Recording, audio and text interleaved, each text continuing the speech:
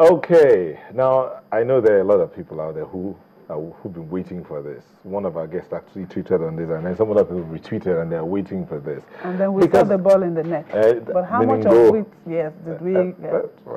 The month of June is usually that month when everybody waits what's going to happen in the Nigerian football scene. Why? Because in that month, the Flying Eagles and the Super Falcons feature in FIFA World Cups competitions. And now, but this year, the Flying Eagles and the Super Falcons, there are those who will say they didn't do too well. Some others will say, well, they tried their best. And yet others will say, in the circumstance, that's why you bring in the circumstance. Okay. Let's just talk about the circumstance. Okay. But be that as it may, the month of June is usually a very remarkable year because one football season just ended in the Premier League, the league season just ended, and another one just begins. That's the English Premier League begins within the same period or thereabout. And then in the Nigerian Premier League, that's when the season seems to be getting to its climbing at that point in time. So that month is usually, okay, who's playing what? What's happening here? UEFA. What's happening in the Copa del Rey? All around is a football season in the month of June. But we're bringing it back home.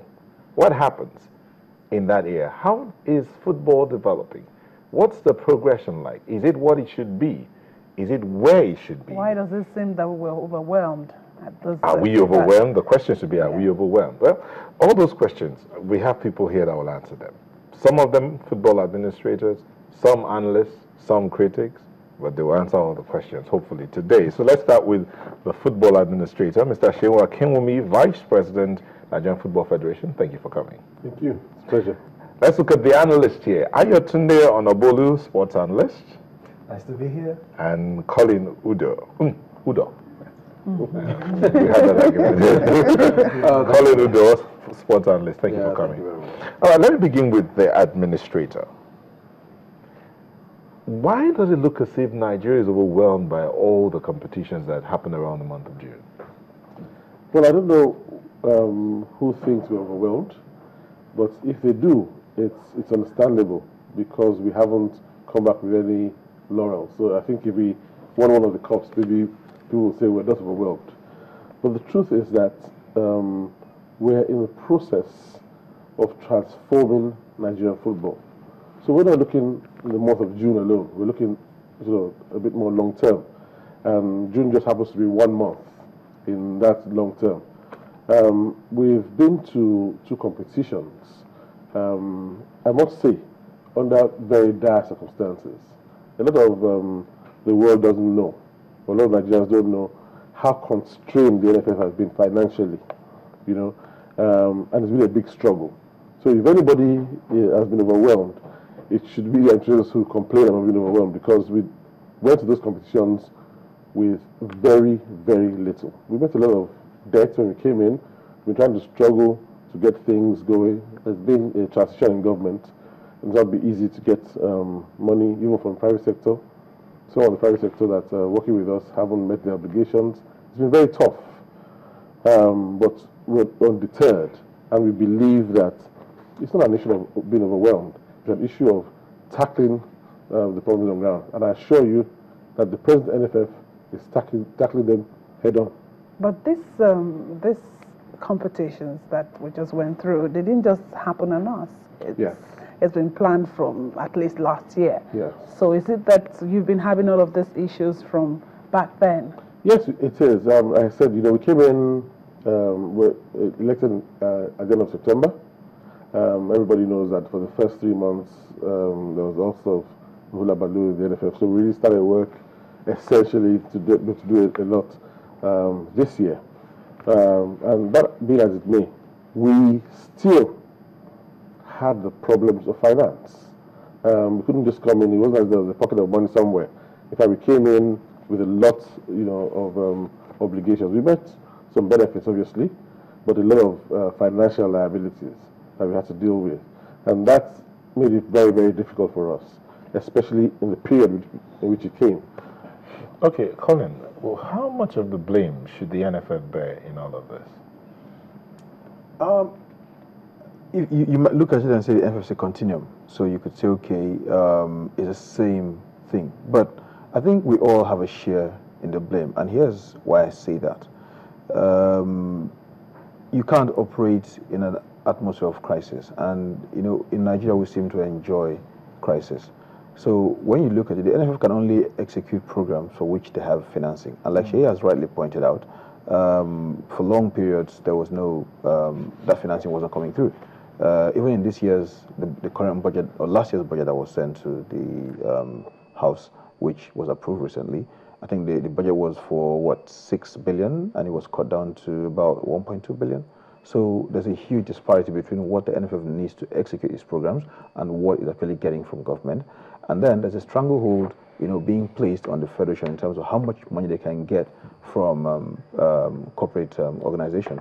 And especially when you have some who are not meeting their obligations. So what the NFF tends to do is, it's more like, you know, creating the atmosphere for development, for making sure these teams do what they're supposed to do. But if you don't get the funding to execute those programs, then it does become a problem. For instance, I mean, people talk about, you know, how the ladies team was supposed to go play, go on a training tour, you know, prior to the World Cup. You don't go on a training tour with peanuts. You know, you don't go there and start sharing groundnuts. You need money to pay for air tickets, to pay for hotels, to even pay for friendly games, because friendly games, as much as people think friendly games just pop out of the air, it doesn't. If you're going to organize a friendly games, either one side is either paying or the other side is paying. So, and you know, if you can't pay for it, then you can't go. So it's all of these things that come together. So yes, does the NFF have some blame? Well, they are the responsible body, so you might say yes, they should have done a bit more. But look, in the circumstances that we are in this, there's only so much you can do. You can't squeeze water out of stone. You can only work within the resources that you've got. As you're talking now, I'm sure some people are thinking, okay, in past competitions where monies have been made available and match bonuses ready and everything, and we still can't deliver, what's the difference now? Well, in fairness, that's a very good question. But, you know, it's a lot more than just the money that goes into it. The preparations go into it, the ability of the players go into it, the ability, the competence of the technical staff also go into it. And, I mean, for instance, we won the Nations Cup just 2 years ago, you know, with preparations, with funding, won the Nations Cup. Now, a year later, we failed to qualify. So sport is a very up and down kind of thing. Okay, Mr. Nobolu, he's just said it. It's not just all about money. How would you rate the preparations for this tournament? Okay, looking at the Flying Eagles, let's start with them. I understand they played in the Invitational Super 4 tournament. The whole of Nigeria got to see them play. We saw their technical abilities.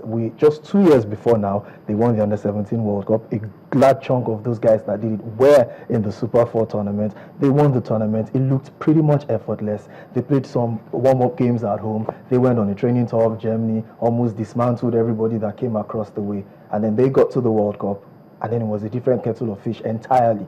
And the question is, what went wrong? What was the difference between what we saw throughout the tournaments they played at home, the training tour of Germany, and what happened in New Zealand? And then you look at the Super Falcons on the other hand, they were crying foul. You know, we read lots of reports about the fact that the NFF didn't organize grade A friendly games for them. The only one they seemed to play was against Canada, the goalless draw just before the start of the World Cup. And so, you know, it seemed the coaching crew, you know, tried to lay the blame on the NFF for not getting them those friendly matches. And as such, the players could not have a feel of what it means to get ready for a tournament of this magnitude. When you look at the two scenarios, you want to cut the Falcons a bit of some slack. Because to be honest, I wasn't expecting wonders from them. They are the least placed team on the FIFA ranking in all four, you know, teams in that particular group at the World Cup, compared to the Flying Eagles, where we thought they could just, you know, go blow away these teams. It's the same guys who won the World Cup just 2 years ago with the same coach,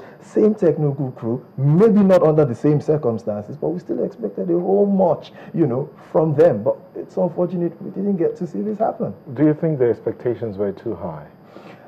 For the Flying Eagles, I wouldn't say the expectations were too high. Looking at the way they played, I mean, from 2013, pretty much, like I said, the same crop of players. And so we felt having the same, because some people were saying, why allow Manu Garba continue? You just leave him at the under-17. Maybe he has a knack of bringing up 17-year-old guys and under, But I felt, look, he's continuing with the same guys. The chemistry is even going to get a lot stronger. And we saw the way they played and they got to the World Cup. It was so different. So I would say the expectation for the Flying Eagles, not necessarily high. They disappointed. Point simple. But for the Super Falcons, I felt the expectations were high. I heard people saying they should go all the way to the semi-finals, go all the way to the finals, and I'm like, okay, here we go again. Perhaps because they've been rolling in Africa. Look, in fairness, sport is unpredictable. Look, you can plan, you can prepare, you can do everything, and then one mistake can cost you. We saw it with Brazil at the World Cup. They were hosting, they did everything, they were the favorites, and they got hammered at home, 7-1 by Germany. So you can prepare all you want, but one little mistake can get you out. With the Flying Eagles, they went there, they had not lost a game prior to going to the World Cup, and then they got there and a couple of mistakes here and there, and they were out. Same thing with the Falcons. They didn't prepare quite as much, but they did have the talent. They had a player in Aziza Oshola who's one of the best in the world. You had someone like Francisco Aldega and 2 other players who play in all the way out in Europe and the USA. So you did expect a bit more from them.